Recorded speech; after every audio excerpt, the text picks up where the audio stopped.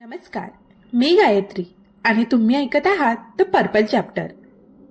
स्वप्न मोठी असतात, इच्छा प्रामाणिक असते, पण एकच गोष्ट थांबवते, ती म्हणजे सुरुवातीची भीती.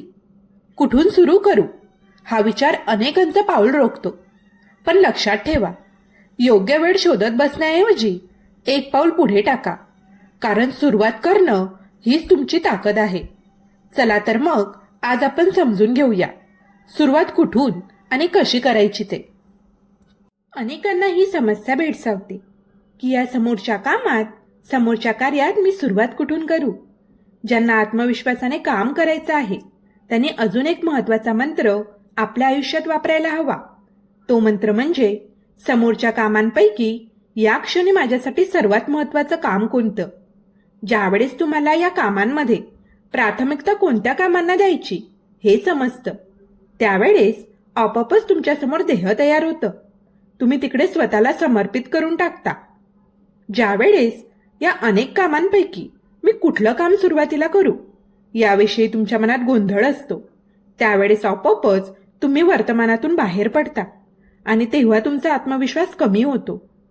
ज्यावेळेस तुम्ही तुमच्या कामाची सुरुवात कराल, स्वतःला प्रश्न विचारा, या सर्व कामांमध्ये कुठलं काम जे मी आधी करायला हवं ते कार्य आधी समोर घ्या. बाकी सर्व कामांना सांगा तुम्ही आता बाजूला व्हा, तुम्हाला आता मी वेळ देऊ शकत नाही. हा तुम्ही स्वतःशी केलेला स्वसंवाद तुम्हाला आत्मविश्वास देऊन जातो. आपोआपच तुमच्या मनात या कार्याचे विचार येतात. हे कार्य संपल्यानंतर कुठलं कार्य घ्यायचं याचाही मग तुम्ही विचार करून ठेवता. अशा पद्धतीत तुम्ही स्वतःला स्वतःच्या विचारांना नियोजित करता, त्यांचं नियोजन करता.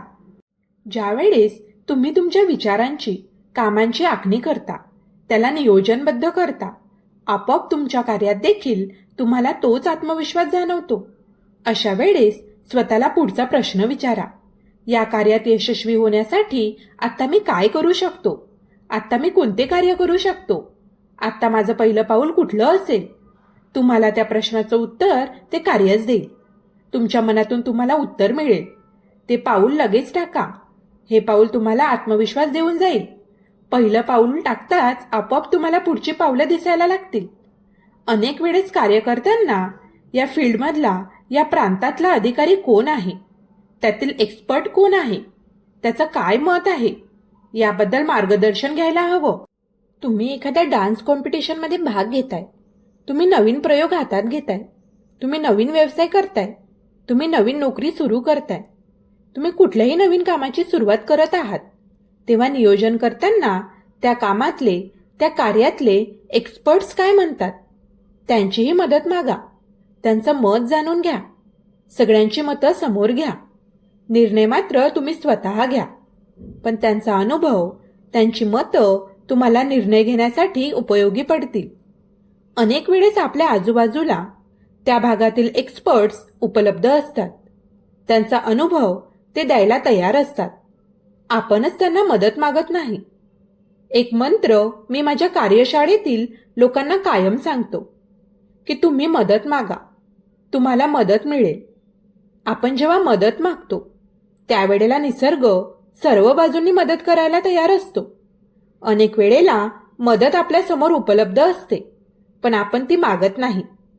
आत्मविश्वासपूर्वक काम करताना आजूबाजूच्यांची मदत मागायला कधीही लाजू नका.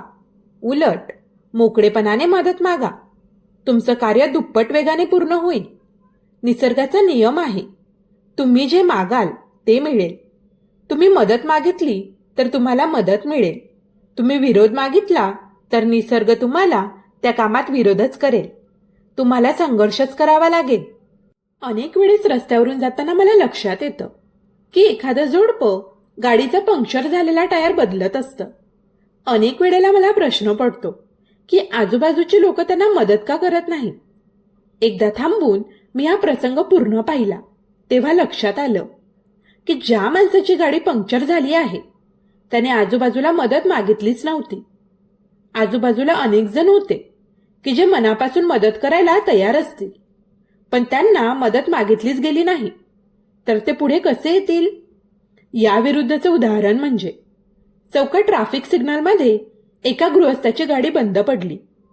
त्यांनी समोरच्या ट्रॅफिक हवालदाराला सांगितलं, साहेब, गाडी बंद पडली आहे, तुम्ही ढकलता का?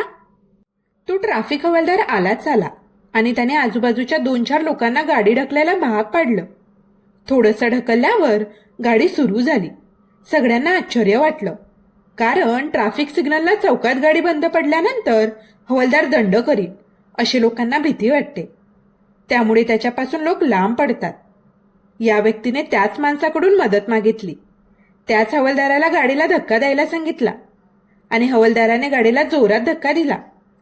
हवालदाराला प्रश्न विचारला तर तो म्हणाला, अहो, त्याला मदत करणं म्हणजे माझंच काम हलकं करण्यासारखं आहे.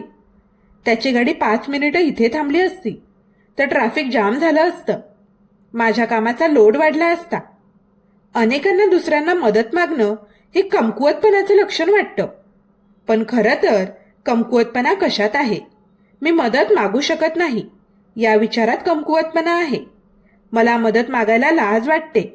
मला मदत मागायला भीती वाटते. मला मदत केली नाही तर काय? या कारणांमुळे मी मदत मागत नाही.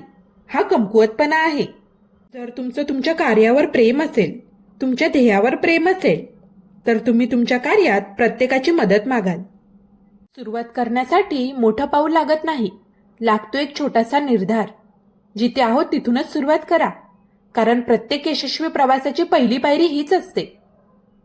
मदत मागायला विसरू नका. शक्य असेल तिथे मदत नक्कीच मागा. पुन्हा भेटूया पुढच्या भागात. तोपर्यंत विचार करत राहा आणि सुरुवात करत राहा.